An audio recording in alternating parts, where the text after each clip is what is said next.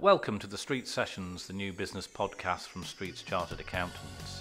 Today's session is a budget special, and I'm delighted to welcome Michael Ball, one of our tax directors. We're going to talk about some of the tax implications following the budget. Absolutely. The Entrepreneurs Relief was introduced in 2008, so it's been with us for about 12 years now.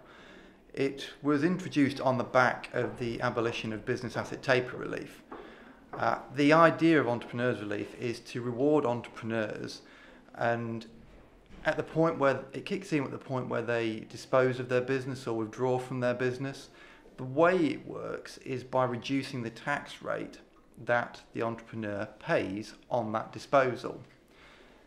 The tax rate on a disposal of shares or any asset other than a residential property is normally 20% for a high rate taxpayer. Entrepreneurs Relief works by reducing that rate of tax down to 10%.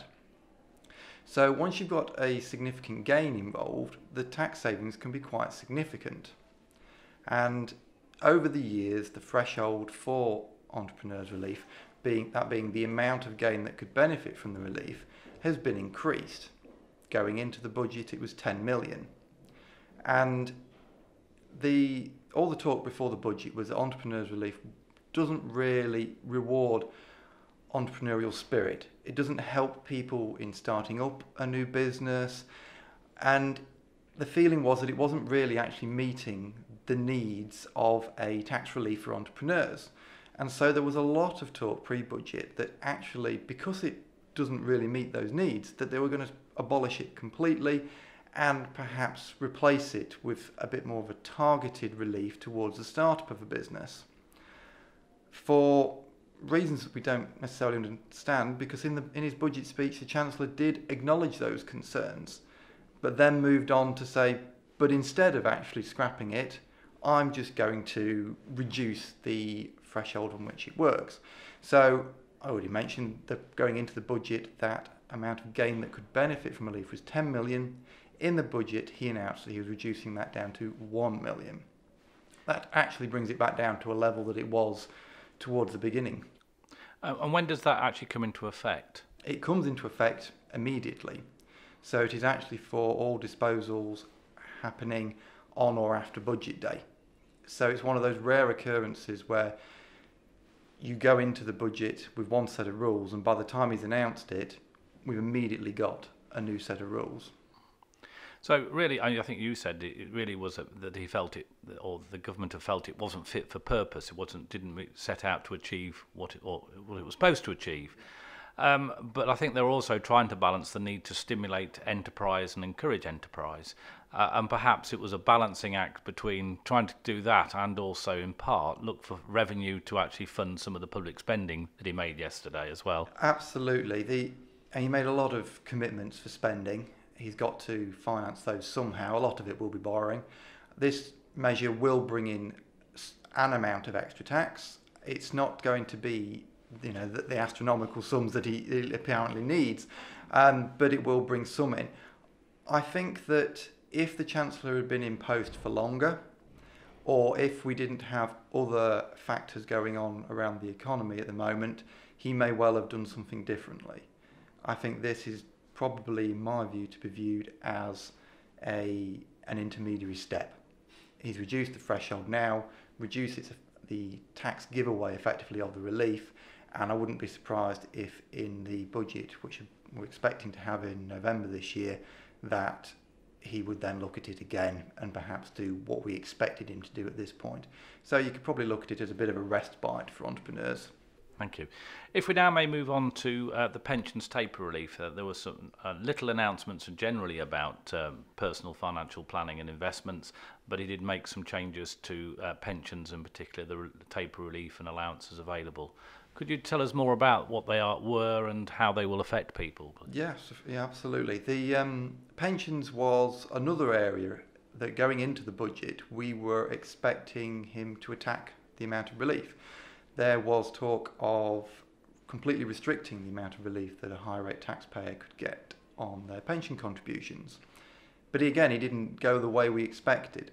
So to set the scene, pension taper relief, or the tapering of pension relief, came in around about 2016. The idea is for higher earners to restrict the amount of contributions to their pension on which they can get tax relief.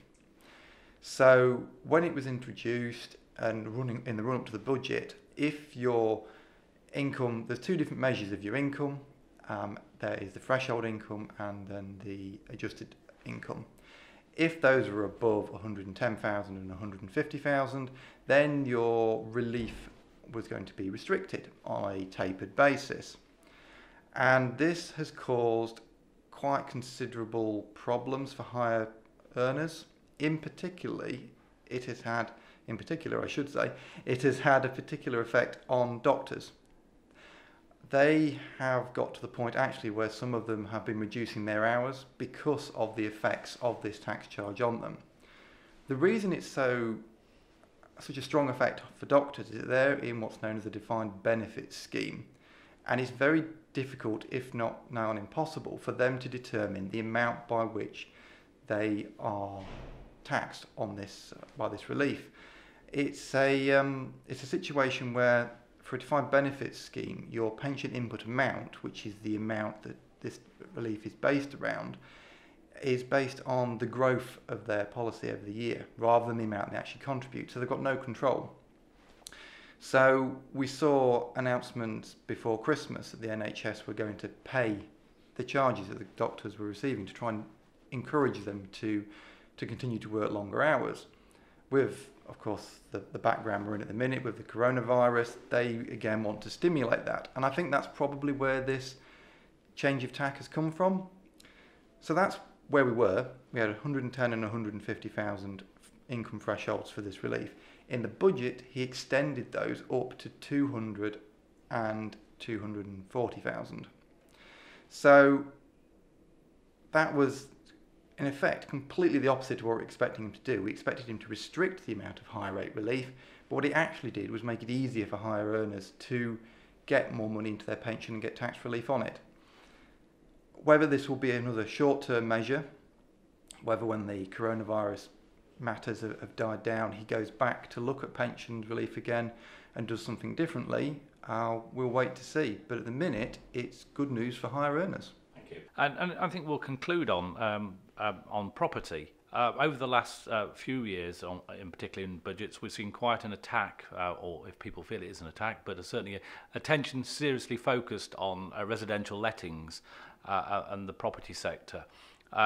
We didn't necessarily see anything yesterday affecting purely buy-to-let and residential lettings, but there did seem to be some impact or targeting of other property, in particular relation to changes to stamp duty land tax for non-residents and capital gains tax on principal private residents. Perhaps you'd explain or talk to us about those two changes and how they'll affect people going forward. Absolutely. So the one that was really prominent in the announcement in the budget was an additional 2% stamp duty where a non-resident buys a residential property in the UK. The idea here, of course, is to try to limit the continued inflation on property prices by perhaps reducing some of the demand, and to try to get more of the housing stock in the UK available for UK residents. So it's perhaps quite a niche change to the rules, but coming on the back of other changes we've had both to stamp duty and also to other areas for the rental property sector, it's just another step towards trying to make houses available more for people to actually live in rather than as an investment, and to keep them available for UK residents as well. Some of the other announcements were not so much in the budget, but they were in the budget documentation, and they were just reaffirming rule changes that we already knew were coming. In regards to principal private residences, or your main residence in which you live, there are 2 or 3 areas to really think about here. The first is around the deemed occupation period at the end of occupation.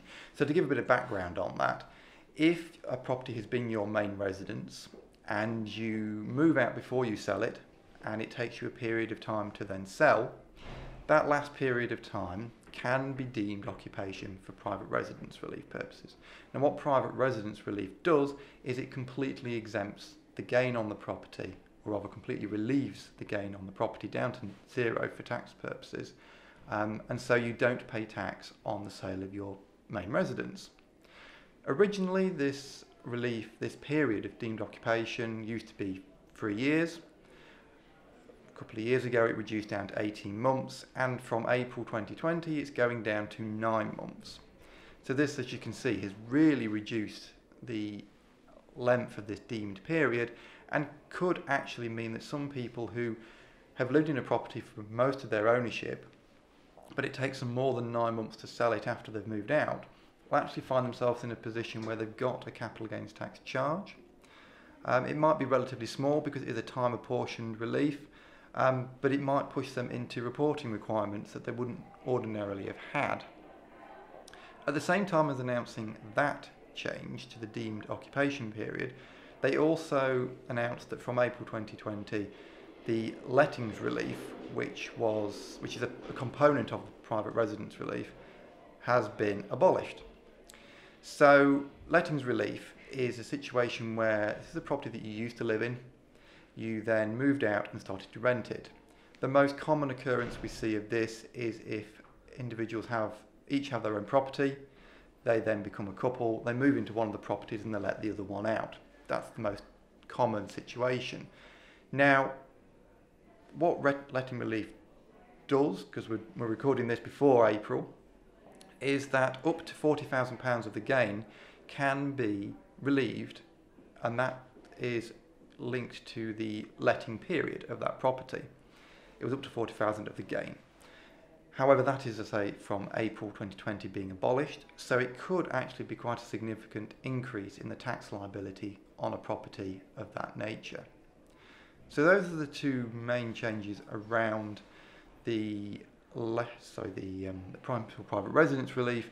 That's the changes to the deemed occupation period and the changes to letting relief. Now, we've also got another big change which is coming in from April 2020 in regards to disposing of residential properties, and that is on the reporting side. So currently, if you dispose of a property that isn't fully covered by private residence relief, you need to register for self-assessment and prepare a tax return for that tax year and submit that return online by the end of January following the end of the tax year. So that means that if you dispose of a property within the tax year, which ends the 5th of April, you could then not actually have to declare it or indeed pay the tax on that disposal until end of January the following year. So to give an example, for the 18-19 tax year, you could sell a property in May 2018. You wouldn't actually have to report and pay the tax on it until January 2020, which is a considerable length of time. From April 2020, that rule is completely changing. We're moving to a 30-day period to both declare the gain and pay any tax due on it. Now, that is a considerable shift. It mirrors the rules that we have currently for non-resident landlords, and will be a significant problem or a significant change for people who dispose of residential property. I suppose it's in line with a lot of tax receipts, is that they're bringing them forward sooner to ensure the revenue has that tax due in its coffers. Again, perhaps to ensure the liquidity of the government and funding activities, etc. Yeah, they need the money as fast as they can, basically. As we say, there probably wasn't a great deal of tax legislation change yesterday. There's obviously things coming into effect that were previously announced. I think what you alluded to earlier is perhaps we need to look at the budget, the second budget of the year, or a statement later in the year, and perhaps some further tax changes that may come in. But obviously we're in uncharted waters and very challenging times, and stability in the economy and safeguarding the health and wealth of individuals and people is very important. Absolutely, and I think that is quite rightly his priority at the minute, rather than tax. Yeah. Thank you, Michael, and thank you for joining us again today. Thank you.